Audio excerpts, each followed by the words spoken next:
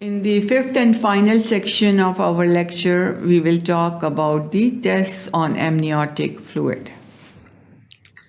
In this section, we will talk about what's the clinical significance of different tests performed on amniotic fluid and what's amniocentesis and under which conditions it's indicated. Then we will also talk about the estimation of fetal lung maturity. So the clinical value of test on amniotic fluid. Usually it's replaced by ultrasonography, caldocentesis, and chorionic villus biopsy. So with the invention of lot of different tests and the tests on amniotic fluid usually are less and less now recommended because they are replaced by tests of like ultrasonography, caldocentesis, and chorionic villus biopsy. Amniotic fluid, usually cells derived from the fetus, are larger and anucleate, absence of nucleus. Cells derived from amnion are smaller with prominent nucleolus.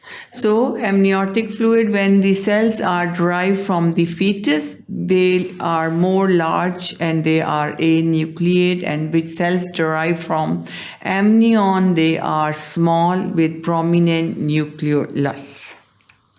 Then the basophilic cells. Basophilic cells, they are the cells, they increase until 38th week.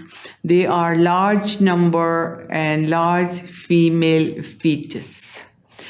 Eosinophilic anucleate cells derived from maturing sebaceous cells. Next, amniocentesis. Amniocentesis is the test in which amniotic fluid is removed from the amniotic sac, and the long needle is inserted and fluid is removed, and then different tests are performed on that amniotic fluid. The sex prediction when amniocentesis is usually recommended routinely in females who are pregnant and are the age more than 35 years old. Usually amniocentesis is recommended to rule out congenital abnormalities like Down syndrome, which is common in the old age or age after 35. And then amniocentesis sex prediction done as a result of amniocentesis is 100% accurate. There is no usually it's if it's sex prediction is performed with the amniocentesis. It's not like ultrasonography that sometimes when the external genitalia are not very clear or depending on the position of the baby, we cannot predict sometimes what the sex is. That's not the case with amniocentesis. So inserting a fine needle under aseptic condition through the anterior abdominal wall to collect amniotic fluid.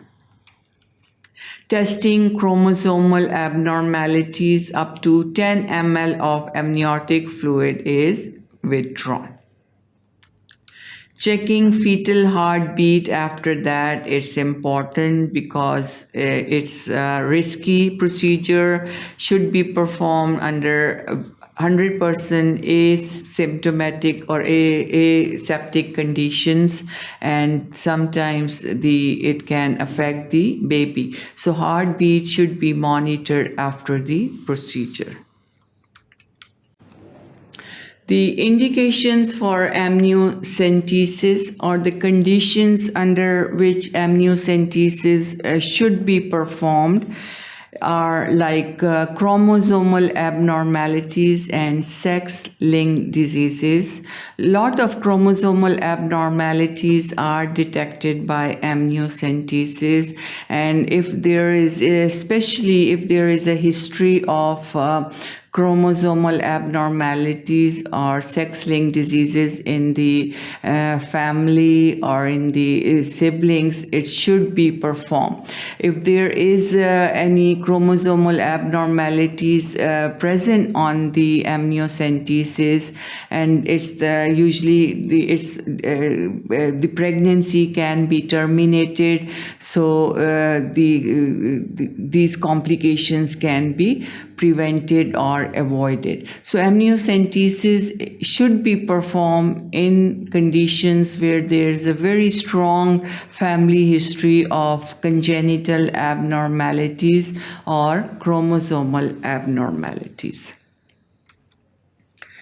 So in this we will perform determination of fetal karyotype, and also this is done for Down syndrome, Turner syndrome, and other various mosaic disorders. Especially the Down syndrome is common if the maternal age is above 35 years. So 35 years is the age at which amniocentesis is routinely performed to rule out the Down syndrome. So after 35, it's not the choice. Usually choice is not given and the amniocentesis should be performed. But in some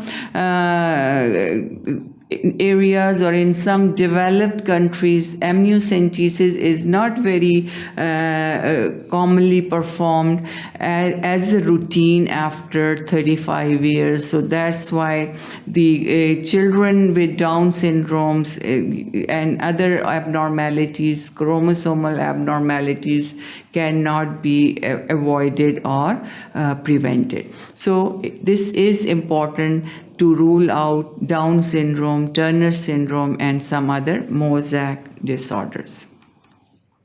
Then also thalassemia, hemophilia, and Duchenne muscular dystrophies. These are all the abnormalities. In thalassemia, there is abnormality in the production of hemoglobin, and there is absence or there is problem in the globin chain of the hemoglobin, leading to complications like anemia, shortness of breath, pallor, all that. Hemophilia is also a bleeding disorder, and the patients or children with hemophilia, they bleed in the joints, and this needs the blood transfusion. See, hemophilia is also a congenital disorder. Then Duchenne's muscular dystrophy, there is muscular weakness and this also runs in the family, and it's congenital disorder associated with weakness of the muscles. Some metabolic disorders that can be diagnosed with amniocentesis, we have Tay-Sachs disease and also galactosemia, in which there is emia is for the blood, presence of galactose in the blood. So it's metabolic disorders, and a lot of metabolic disorders are mainly due to the enzyme deficiencies which are responsible for the metabolism and breakdown of the food products. Then estimation of fetal lung maturity. Estimation of lecithin or lecithin sphingomyelin ratio in amniotic fluid. So to find out fetal lung maturity, the concentration of lecithin and lecithin sphingomyelin ratio is detected in amniotic fluid. That gives us the idea whether the lungs are fully developed or not. This is the normal lung, and this is the collapsed lung with the trapped air in the lungs. Measure functional lung maturity in the fetus. after 28 weeks gestation and prior to premature delivery. So after 28 weeks is performed to find out the functional lung maturity. That was all about the section 5, and thank you for watching sqadia.com.